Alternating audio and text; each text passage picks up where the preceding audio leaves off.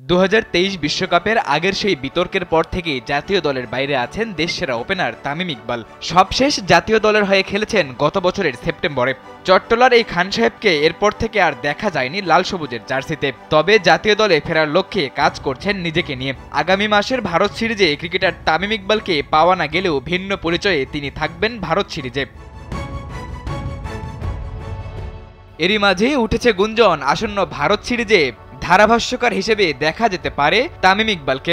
দেশের একটি অনলাইন গণমাধ্যমের তথ্য মতে ইতিমধ্যেই সম্প্রচারকারী প্রতিষ্ঠান স্টারের সঙ্গে আলোচনা চলছে তামিমের। তবে এ বিষয়ে এখনও আসেনি কোনো চূড়ান্ত সিদ্ধান্ত। ভারতের মাটিতে সাকিব আল হাসানরা করবেন ব্যাটে বলে লড়াই, আর তামিম ইকবাল টিভির পর্দায় সেটি বিশ্লেষণ করবেন। যে কোনো সমর্থকের জন্যই এমন দৃশ্য পরম আরাধ্যের। খালাম্মা, আমি আপনার মোবাইলে সেলফিন ইনস্টল করে দিতেছি। আপনার রেমিটেন্সের টাকা আপনি নিজেই জমা করতে পারবেন। সেলফিন, আগামীর ব্যাংকিং।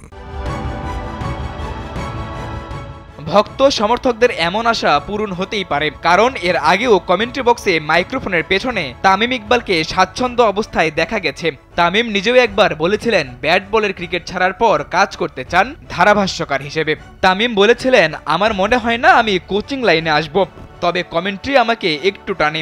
বিশ্বকাপেও কমেন্ট্রি করার প্রস্তাব পেয়েছিলেন বলে জানান তামিম ইকবাল।